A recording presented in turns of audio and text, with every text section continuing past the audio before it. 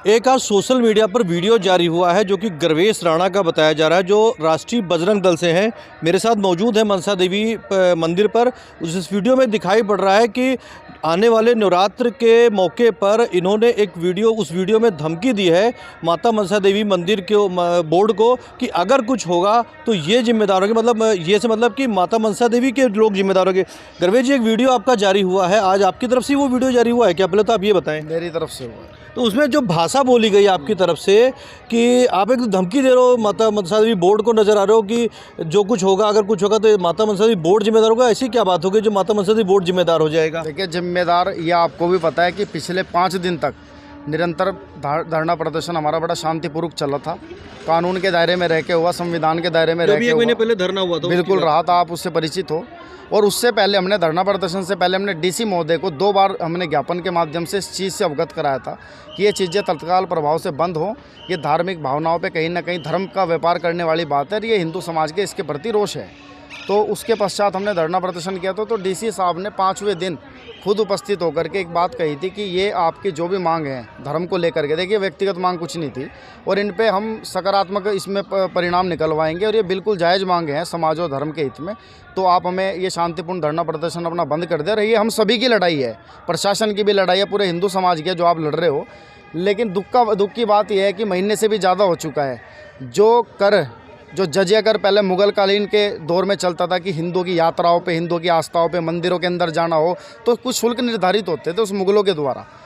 इसी प्रकार के शुल्क आज भी निर्धारित हैं, चाहे वो माता की पूजा अर्चना करनी हो, वीआईपी लाइन का मुद्दा हो, चाहे वो गर्भगृह का मुद्दा हो या कार्किंग की पूजा का मुद्दा हो या माता की जोत लेने का, अन्य अन्य प्रकार के यहाँ पे शुल्क निर्धारित किए गए हैं जो बड़े निंदनीय हैं। और उसके बाद डीसी साहब ने जो आश्वासन दिया था वो आश्वासन में फेल है। कहीं ना कहीं इनकी मीटिंग जो हुई थी, अभी कल के न्यूज़पेपर में भी यही आया है कि ये 500 रुपये की पर्ची और अन्य अन्य प्रकार के जो शुल्क यहाँ निर्धारित हैं वो सभी इसी प्रकार से लागू रहेंगे।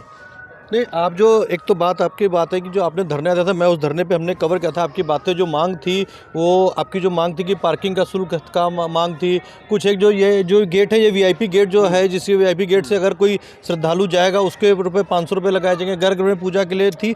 आज की बात अगर बताऊँ, आज 14 तारीख की है, हमने विधानसभा स्पीकर से बाइट की थी इसी मुद्दे को लेकर कि नवरात्र आने वाला है और जो वीआईपी शुल्क है क्या वो लगेगा या नहीं लगेगा। तो उनका कहना था, वो खबर भी चल चुकी है, खबर आपने, हो सकता है आपने खबर देखी नहीं देखी मुझे नहीं पता, तो उनका कहना था कि ये शुल्क लगा रहेगा। तो आप लोग की जो बात हुई थी मीटिंग में, तो फिर तो मीटिंग बात हुई नहीं पूरी तरीके से, शुल्क लगा रहेगा। और एक आपने कहा था कि धमकी वाली बात, देखिए ऐसा है, देश और धर्म के लिए अगर हम कोई चीज़ शांतिपूर्ण तरीके से कर रहे हैं और उसका परिणाम नहीं निकलता तो परिस्थिति तय करती है कि वो बात आगामी जो बात होगी किस प्रकार से रखी जाएगी।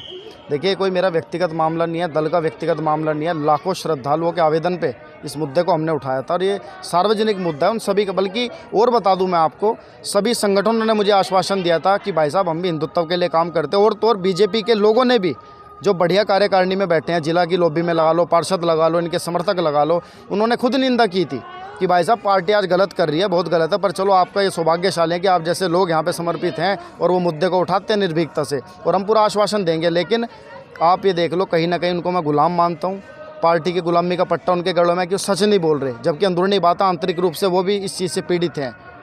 शुल्क को लेकर के बात करते हैं। शुल्क को लेकर के गुप्ता जी ने कहा कि मैं अभी हाल ही में मुंबई गए थे, सिद्धिविनायक में गए थे, तो उन्होंने कहा 11,000 रुपये का वहाँ पे शुल्क है, यहाँ तो 500 रुपये लिया जा रहा है। इसके ऊपर की ऐसे है भाई साहब, शुल्क की बात, पहली बात तो आज हिंदूवादी पार्टी जिसके हम भी समर्थक हैं, ऐसी बात नहीं, और हम सभी के नहीं है, लेकिन काम के आधार पर जजमेंट होगी। तो हिंदूवादी पार्टी का आज बीजेपी का पूरे देश के अंदर एक छत्र राज है। अगर गुप्ता जी ने, अपना जो विधानसभा स्पीकर हैं और वर्तमान जो पंचकुला के विधायक हैं माननीय गुप्ता जी ने, अगर ये शब्द कहे हैं, पहली बात तो ये शब्द आप खबर में देख सकते हैं। अब बिल्कुल देख सकते हैं, मैंने देख भी लिया है। पहली बात तो शब्दावली हिंदू प्रतिनिधि के ऊपर शोभा नहीं देती। आपसे उम्मीद थी लोगों की, 9 साल का कार्यकाल जो आपने व्यतीत किया है वो सारा हिंदुओं की आस्थाओं पे आपको वोट मिली है, तो आपको ध्यान रखना चाहिए, शब्दावली आप पे शोभा नहीं देती। दूसरी बात, आपने कहा कि 11,000 की पर्ची, तो मैं एक बात कहना चाहूँगा, बात परिवर्तन की है, बात एक नए हिंदुत्व को रिप्रेजेंट करने की है। बात तो परिवर्तन की, अगर वो 11,000 कर रहे हैं तो उसका मतलब फिर आप एक काम करो, आप 21 करवा दो यहाँ। जब बात धर्म पे व्यापार करने की है और आप इस रीति से चल रहे हैं कि वो करेगा तो मैं भी करूँगा, बात परिवर्तन की है साहब। आपके पास लॉ एंड ऑर्डर को मेंटेन करने की पावर है, पर जो भी कानून आप कहेंगे वही डीसी साहब लागू करेंगे। इसमें प्रशासन की भी नहीं गलती मानता, क्योंकि प्रशासन भी वही भाषा बोलेगा जो डीसी जो ज्ञानचंद जी है, जो सरकार कहेगी, तो इसको करा दें। दूसरी बात फैसिलिटी की बात, आप किसी भी धार्मिक स्थल पे चले जाएं, फैसिलिटी का मतलब होता है फैसिलिटी देंगे लेकिन बिना किसी शुल्क लेकर के। वो धर्म के नाम पे व्यापार नहीं करते, चाहे वो मस्जिद हो, गुरुद्वारा हो, चर्च हो। और इन्हीं गलत नीतियों के कारण मैक्सिमम हिंदू समाज जो कहीं ना कहीं पीड़ित है, जो आर्थिक स्तर पे पीड़ित है या वो सक्षम नहीं है, वो धर्मांतरण का शिकार बनता है। इनको इस चीज़ का नहीं पता। सत्ता में आकर के इस प्रकार की बात नहीं करनी चाहिए। ग्राउंड रिपोर्ट पे आप जा करके देखिए, हम रहते हैं उस चीज़ में। 120 परिवारों को धर्मांतरण जो कर चुके थे, घर वापसी करवाए, जिनका यही दर्द था कि मंदिरों के अंदर भेदभाव या जाति के आधार पर भेदभाव, इस प्रकार के जो शुल्क लगाए। एक छोटा सा प्रश्न हो रहा है भाई साहब, वो जो कह रहे हैं कि हमारे पास लोगों का आवेदन था कि हमें सुविधा दी जाए, आज 500 रुपये लगाए। समाज अगर अभी भी चुप रहेगा, इनका विरोध नहीं करेगा इन गलत नीतियों का, तो कल को ये भी कहेंगे श्राइन बोर्ड वाले कि भाई 5 लाख रुपए की पर्ची आई है, हमें यहीं शराब कबाब सब चीज़ की व्यवस्था करवाओ, 1 महीने के लिए पूरा मंदिर प्रतिबंध लगा दो सभी का आना। नहीं, वो तो 1 अप्रैल से वैसे भी मनसा देवी एरिया जो है ना वो बनने जा रहा है। नो शराब का या नो मीट मांस मछली सारी दुकानें बंद हो जाएगी। वो नवरात्रि के लिए मैंने सुनी है वो सारी चीज़, वो नवरात्रि का। मैं तो कह रहा हूँ माता माँ माई का ये विधानसभा क्षेत्र, इस विधानसभा क्षेत्र के अंदर पूरे विधानसभा को, पूरे पंचकुला को आप नशा मुक्त करो, पूरे पंचकुला को नशा मुक्त करो। अखंड भारत की जो नींव रखी जाएगी, भारत कैसे सुरक्षित होगा मात्र नारे मारने से नहीं कि भारत माता की जय। भारत माता को सुरक्षित तभी रख पाओगे पूरे देश में, नहीं पूरे स्टेट के अंदर।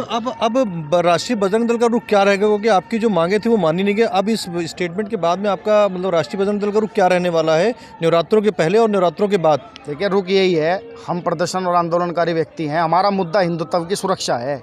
हमें किसी की, हम और संगठनों की तरह और व्यक्तियों की तरह घर नहीं बैठ सकते चुपचाप। पहले भी मुद्दा उठाया था निर्भीकता से, अब भी जो परिणाम होगा, बात धमकी की है तो ऐसा है, श्राइन बोर्ड खुद मजबूर कर रहा है कि हम लोग कानून से बाहर आकर के बात करें। और अगर इनकी यही मंशा है ना, तो हम परिणाम भोगने के लिए तैयार हैं। और ये सरकार आगामी चुनाव के अंदर भी ध्यान रखे। फिर अगर किसी भी कार्यकर्ता पे इस बात को मनवाने के लिए किसी प्रकार का भी एक्शन हुआ, हम हर प्रताड़नाएं सहने को तैयार हैं, चाहे मुकदमे हो या जेल हो, कोई दिक्कत नहीं है। जुबान रहता हूँ किसी चीज़ से अगर पीछे हटें, लेकिन इन चीज़ों का एक चीज़ का हिसाब होगा। इस चीज़ को भी ध्यान में रख ले। हमारी मांग सार्वजनिक मांग है, धार्मिक मुद्दा है, जिसके लिए आप लोगों ने सत्ता प्राप्त की है। इसको मनवा के छोड़ देंगे, इसको रद्द करो।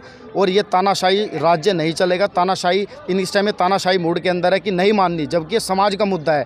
अब साधु संतों के साथ और भी कई संगठनों के साथ रात हमारी बैठक हुई है, जिसके अंदर यही हमने विचार किया है कि आगामी नवरात्रि के अंदर, वो हम अभी दिन निश्चित नहीं हुआ हमारा, वो टाइम निश्चित नहीं हुआ, अनिश्चितकालीन धरना प्रदर्शन भी चलेगा। और उससे पहले जोरदार विरोध होगा, ताकि देश प्रदेश से आई यहाँ जनता इनकी गलत नीतियों को देखे और इनका कहीं ना कहीं हर प्रकार से बहिष्कार करे, क्योंकि हिंदुत्व के लिए, हिंदुत्व के लिए काम करना पड़ेगा। सुविधा की बताऊँ भाई साहब, माँ माई के चरणों के अंदर गौशाला है, और वो गौशाला नहीं, मैं उसको डेयरी कहूँगा कि गौ माता के नाम पे उस डेयरी का वहाँ पे काम चल रहा है। आप किसी एक गौ माता को लेकर के चले जाएं, जिसको सहायता, जो सहारा मांगती हो, जो पीड़ित हो, जो जख्मी हो, उसको लेंगे नहीं वो। आप एक दूध वाली गौ माता को लेकर के चले जाओ, तुरंत ले लेंगे। तो क्या ये इस प्रकार की सुविधा इस माता मामाई के चरणों के अंदर? और सुविधा की बात फिर मैं बता दे रहा हूँ, सुविधा से मतलब बहुत कुछ होता है। कल को मैंने कहा कि 5 लाख रुपए की राशि यहाँ जमा करवा के कोई फिर तो ये भी बोल दे कोई विशेष आम पैसे वाला आदमी जो नहीं है, और जो पैसे वाली पार्टी है, कल को ये कह दे कि भाई साहब ये 5 लाख रुपए दे रहा हूँ, 1 हफ्ते के लिए मंदिर की बुकिंग मेरी रहेगी, तो गरीब आदमी बाहर खड़ा रहेगा। मतलब जिसके पास पैसा नहीं होगा, गरीब हिंदू जो होगा, जो प्रताड़ित हिंदुओं को मंदिर के अंदर एंट्री नहीं करेगा। फिर इन चीज़ों को इनको संज्ञान लेना चाहिए, बहुत बड़ा मुद्दा बन जाएगा। इसको आप हड़के में ना ले बिल्कुल भी। कुल मिला के अब ये जो माता मनसा देवी मंदिर में वीआईपी दर्शन पे शुल्क का मुद्दा है, अब ये बढ़ेगा। हालांकि चैत नवरात्र करीब है, जिस तरीके से आज हरियाणा के विधानसभा स्पीकर ज्ञानचंद गुप्ता ने कहा है कि शुल्क है उस पर सुविधाएं दी जा रही हैं, जिनको माता मनसा देवी के आके आराम से दर्शन करने वो शुल्क दें। मगर दूसरी तरफ राष्ट्रीय बजरंग दल के लोग हैं, उनका मुद्दा, उनका कहना है कि ये पूरी तरीके से गलत है।